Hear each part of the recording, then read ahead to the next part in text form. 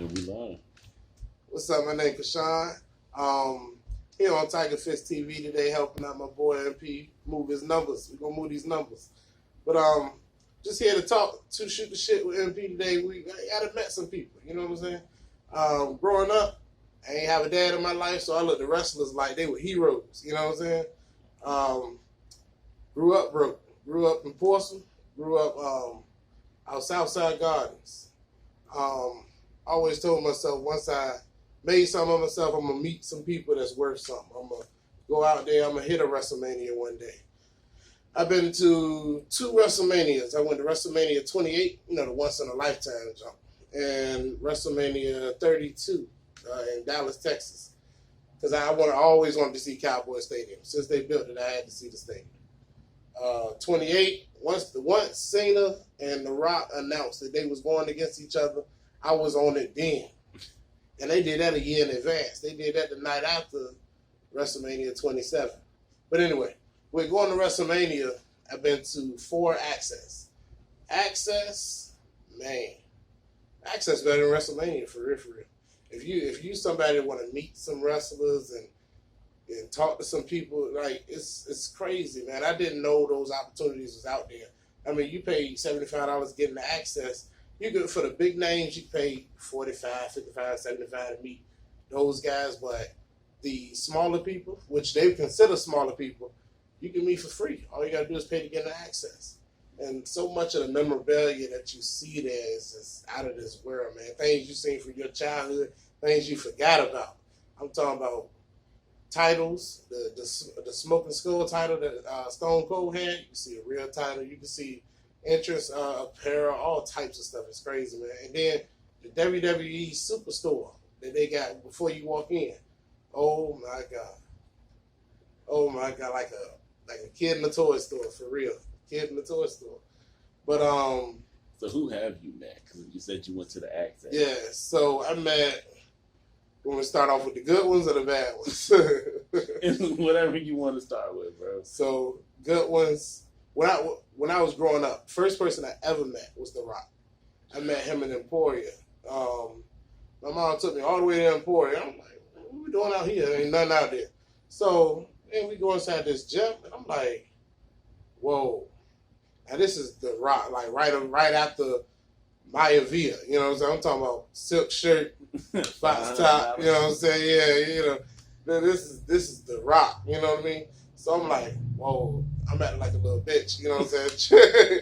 Trying not to piss or something. I'm like a little girl. Oh my God, The Rock. But yeah, man, meeting him he's a humble dude. He's a humble dude. No matter how far he makes it, he remains a humble dude. Real talk. But at Access, good ones I met. Stone Cold. Nice. Stone Cold is real talk, just redneck shit talking, don't give a fuck. Stone Cold. What you see is what you get with Stone Cold. Mankind is very chill. Mankind is just like, as long as I get a beer, I don't really care. You know what I'm saying? He's real cool. Mankind is legit. Becky Lynch. Becky Lynch was one of the best ones I met. She was very humble. And this is before The Man. This is before she really blew up. This is when she was getting put on the back burner between Sasha Banks and Charlotte. When she was getting those opportunities, but never the fair shot. So, but she was real humble, Charlotte is cool, but Ric Flair don't let Charlotte leave 5 inches from her side. So if you meet Charlotte, you meet Ric Flair, and Ric Flair don't give a fuck about nobody. He all about his money. He all about his coin. Every penny. If you pay for 30 seconds, you getting 29. So. Who else was decent? Naomi. Naomi's very humble. Talking to Naomi was like talking to a regular girl on the street. I mean, literally, and she looks how she looks on TV, but she doesn't portray herself how she looks on TV. She'll shoot the shit with you just like me and MP right now. Naomi's cool. Tamina Snuka. Also cool. Can't understand what she can talk about half the time for real, but she's real cool. Shout out to me, and I'm gonna meet her one day, and I'm gonna invite you to the wedding. Oh yeah, I'll be there, bro. I will be there. Paige is really cool, and Paige is probably around 21 at this time. This is before her injury, so Paige is really cool, really cool. All these people you met, all these, is this all one or is this different? This is the different days at Access. Different days. You met all those people on different days. Different days. And in 2 days, you can meet all those people. Yes. Now that's just the good ones. I ain't got to the assholes yet. I'm telling you. It's turning into a shoot, yo. Well, I'm about to shoot at their ass. But who's the assholes? Number 1. JBL. Pure dickhead. He's a I heard that from everyone. Yeah, I'm telling you. JBL, he's the type of guy, if he's the Access, I'm here so I don't get fined. You know what I mean? He don't want to talk to you, won't acknowledge you. And so, I don't want to say some of these guys come off as racist. I just think they sick of fans. You know what I mean? They forget where they came from. JBL is definitely number 1 on that list. Another asshole. Rusev, pure asshole. Oh, everybody loves Rusev Day. Yeah, and this is before Rusev Day. That's the crazy thing. Rusev wasn't real welcoming. Like, you know what I mean? When you stand in line 45 minutes to meet these people you've been at these events, when you go to Access, it's not like you just show up at the time and say, be there. Right. If it's say Access starting at, because you got different times during the day when they start. You might have a 3 o'clock access, you might have 7 o'clock access. So you hit at 3 o'clock, you pretty much there to get there, transportation, traffic, 11 a.m. to midnight. You know what I'm saying? So, you wait all that time, you expect to see something. You know what I mean? But Rusev was an asshole.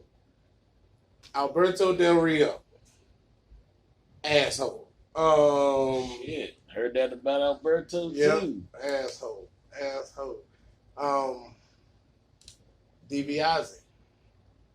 Ted DiBiase? DiBiase. Junior or Senior. This is senior. This is the money man. Whoa. Yes. Whoa. Of course, that time is long over by the time. I'm at him at 32. That was asshole. And Yeah. Ted. Love Ted. Who else? Man. Who else is asshole? Like Ric Flair, like I said, all he cared about is his money. I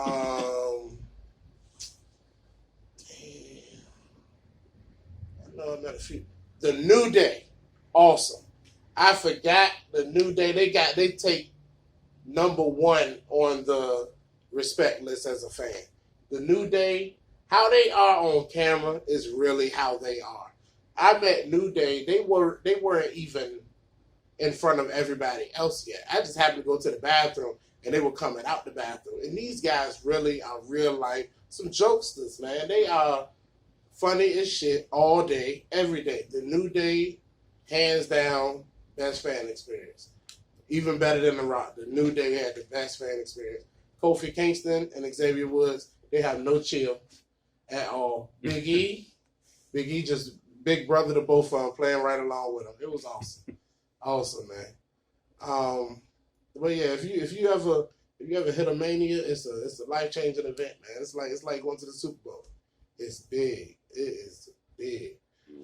I remember you told me you went to DC. Yeah. And you said you met. Miz. Oh my goodness. I remember you told me that. Yes, because we went to WrestleMania 28, and then 29. They did the Cena Rock thing again, which was supposed to be once in a lifetime. But so New York tickets, when they drop the WrestleMania tickets, depending on where it is how long the ticket's gonna last. If they selling in Florida, it's gonna last a little while. If they selling in California, you got probably 2 more weeks. New York, hang it up. If you don't buy them the first week, you're not getting the ticket unless it's resale to New York. So, they charge more for New York WrestleManias. They double the price for New York WrestleManias. So we went to So didn't get to go to WrestleMania 29. So we said we was gonna just go to the Raw right before WrestleMania. It was in DC.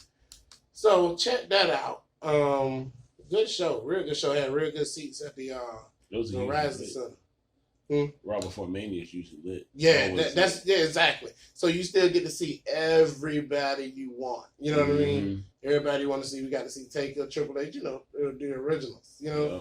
So we go to the event. We took the subway there, and our plan was to take a taxi back. This is before Uber. This is before Lyft. You know, that stuff came out probably like a year later, of course. So I would have needed it that night. But so plan was to take a taxi back. No taxis in sight. Anytime we go somewhere, we the last people out. Like, I've seen them break down half of the set before we actually make it out the building. We out with the coworkers, you know what I mean? So, so taxis all gone at this point. I'm like, oh shit, we stuck in DC. And even though it was April, it was pretty chill. It was chilly out there, for real. DC ain't no joke in April. Nah. It's still in the 30s and 40s in April in DC. So I'm like, oh shit, I got my kids with me. We all freezing. My kids talking about they sleeping. Oh Lord, what we gonna do? So I got my mom, and my mom was out there freezing. My wife out there freezing. So I got to come up with a solution. So I run to the nearest hotel. You know what I'm saying? I'm ready to buy a hotel right there. You know what I'm saying? But then the taxi pulls up in front of the hotel. I said, do you mind picking us up, taking us to our hotel? I don't care what the price is. You know what I'm saying? So it was a $65 fare. But anyway, yeah. And it was only about 3 or 4 miles. But so got us all in the car. We go in the hotel. I had to pay the driver. So me and my brother, we stayed in the car. I had to pay the driver. My wife, my mom, they all went up. My daughter went up and everything. So we got about 5 minutes later. We get in the, and it wasn't a real fancy hotel that we were staying in. It was probably about 3 or 4 stars. But so we get in the elevator. Next thing I know, white dude pops up. So I'm like, not thinking nothing of it. Then I look up. Oh shit. It's the fucking Miz. So he's like, how was the show? How was the show? You know, who's your favorite wrestler? The Miz. You know? Oh, I had like a little bit, even though I just saw The Undertaker. The Miz is my favorite wrestler. So then I'm still kind of like shell-shocked because I'm talking about this guy is sharing the elevator with us. You know what I mean? He got off on the 3rd floor. We got off on the 5th. But I said, yo, I got to bring my kids down here because I know he coming back downstairs. I got to come back downstairs. So he went to his room. I grabbed my mom. I grabbed my kids. I said, we going downstairs. So we go downstairs. We hang around for like an hour. I think the Miz took a shower, read a book and everything. And then he comes downstairs and he's on the computer. So I'm like, Miz, can you please meet my family? You know what I mean? Right. Mind you, Miz was on the computer when I got to talking to him and everything. He was saying he was printing the script for WrestleMania the whole week. Everything they do is scripted. Even if it's not a show, if they do a podcast, it's scripted. So they go off of the script of the podcast. They go off of the script of if they meet with St. Jude and they got a speech to say, scripted. So if they meet at a high school, scripted. Everything has a script. So Miz is printing off the scripts. It's about 700 pages. 700 pages for WrestleMania. Some things matter to him, some things don't. So he met my family. We took a picture with him. Miz is a cool dude.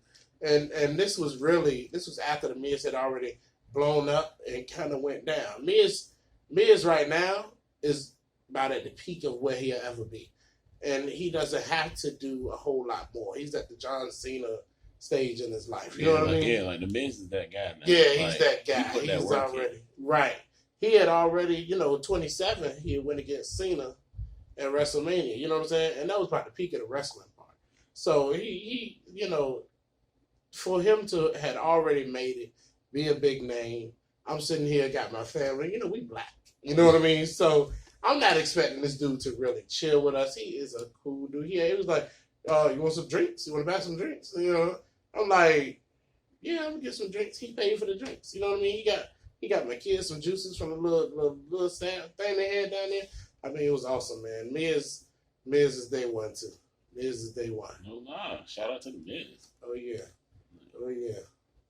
Yo, I know you watched wrestling for a long time, but you watched wrestling as long as me. Yeah, all my life.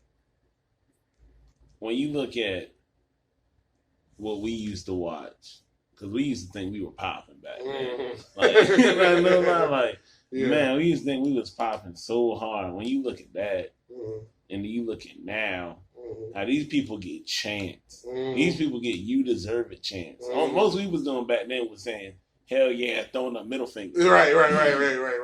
These people yelling, you deserve it. Like, we watch these people come up Mm-hmm. and do what they do to get where they come from. Mm-hmm. Like, do you prefer back then style, or are you happy with now? Because it's a lot. It's so different. You know, back then you didn't have to tell Kane, Undertaker, Stone Cold, Shawn Michaels, The Rock, Edge, Christian. You didn't have to tell them you deserve it. Everyone knew it. You know what I mean? That went without being said. And back then there were so many people in the face. There were so many people in the limelight. It wasn't taken over by one person. You never forgot everybody else because Edge had that moment. You never forgot everybody else because Guerrero was in that spotlight. Yeah. You know what I mean? Everybody else still shared the spotlight. Yeah. So now when people get their chance in the spotlight, they kind of overshadow everybody else. You know what I'm saying? When they started pushing Roman Reigns, that's why they booed him so much. They push him. And that ain't what the fans wanted. You know what I mean? I remember they wanted Cesaro. Yeah, and at that Cesaro moment, was you know, hot. Cesaro was working for that. You know what I mean? And sometimes they should go ahead and do that. If they working for it, give it to them. Yeah. Because Cesaro really never got that face shot to me. That Vince's version of that face shot was when he was with Sheamus and they had the bar and they won the Raw champion, the tag team champion. That's not, you know. Cesaro should have had his individual shot years ago. You know what I mean? He should have been had that. So, like to say then versus now, then also, they performed every night like a main event. You know what I mean? Yeah. If that makes sense. Like, Edge, you'll see Edge and the Hardy Boys do something crazy on a Raw like you would see now at WrestleMania. No lie. You feel me? So, they perform every night like it was they left it all on the mat. And it's sometimes I go back and watch an episode of SmackDown, I'd be like, wow, this regular Thursday night episode of SmackDown is better than Survivor Series, WrestleMania, because you had, I mean, you could watch, oh my God, it'll be Guerrero, then Y2J, the whole roster is just stat. You know what I mean? No lie. Always. So it was and then now wrestlers are more about building their wrestling style to me and not their character. I was listening to a podcast The Undertaker did about a year ago, and it made perfect sense. He said these guys nowadays, they can do backflips, cartwheels, tummy tucks, and hula dances. But how long is that going to last for your body? You know what I mean? You got guys like that's been doing it for a while, you know, Ricochet and Leo Rush, but literally, how long does that last for everybody's body? If you don't build a persona for yourself, your moves can only take you but so far. You know what I mean? No The lie. Undertaker can literally do it till he's 70 if he wants to, because his persona is there. You will always respect The Undertaker. You hear that dong go off, you know what it is. Yeah. So, guys now are a lot about their skill set and their moves, which is good. Where back then, a lot of it was about how well is your promo and can you win over the fans? You know what I mean? Yeah. Whether heel or face, you know? That was about what Take said about guys doing all the flips and chunks. Mm-hmm. That's the style of wrestling now. Right. That's what people do. Mm-hmm. I tell you, like, I watched all these promotions, and That's the style now. Everyone does a Canadian destroyer. Yeah. Everybody does a super kick. Mm-hmm. Like everybody can do all that now. I've seen who the fuck was it? I think it was Joey Janela. Mm-hmm. There's like a tombstone now. Like everyone does tombstones. Like everyone does all this stuff. Yeah. And it's like that's the style now. That's what people do. Like it's just something to help them get over. Like you got to have something to get over. But you got some guys that are just like more technical, which you don't really find like. Who's one? Like the Briscoes are technical tag team. They're a good technical tag team, but they fly a little bit. Yeah. So like sometimes you got to put a little bit of fly. Even these bigger guys, you got to. Viking Raiders, what you doing on top rope? You know what I mean? No lie, heavy machinery. Like, yeah. Oh my goodness. Just like being big no more doesn't work. Mm-hmm. Like back when British Bulldog and all of them, like they were just big. Like they was knocking motherfuckers out with clotheslines. Yeah. Like, like goddamn, like I ain't even see a finisher. Like you just hit me with a clothesline, and that's a wrap. Take your head off. Yeah. And you gone. But it's like now when you see people like putting more, they trying to they diversify. Mm-hmm. Like the field to me is amazing because it's like damn, it shows that wrestling's not predictable. Right. I can give you like. You can give me two names, and I can definitely tell you, like, look, this is how the finisher be. Mm-hmm. Like, I just watched War Games. Right. Undisputed Era is so over that going into the match, I immediately assumed that they would win. Mm-hmm. But with Ciampa's factor of him coming back, I said, nah, Ciampa might have this one. His team might win. Yeah. But if you have Ciampa win, you open up Undisputed Era to lose those titles. Mm-hmm. They lose those titles, Undisputed Era's gone. Yeah. But their buzz will still be there. Yeah. But they worked that match out so good that Undisputed Era could lose. And it's like, people got to, Exactly. And, that's you hit on a good topic there. When also back in the day, each brand, if you go WWE, if you go WCW, or you go ECW, you had about 25 faces, and then 10 people you don't really care about. You know what I mean? Yeah. That was your roster. That was it. Now, it's about 102 people, 105 people on SmackDown, Raw, NXT. So now you got this soiree of people that you have to remember and what they can do, what their talents are. And some of them are really good in that ring, but can't cut a promo.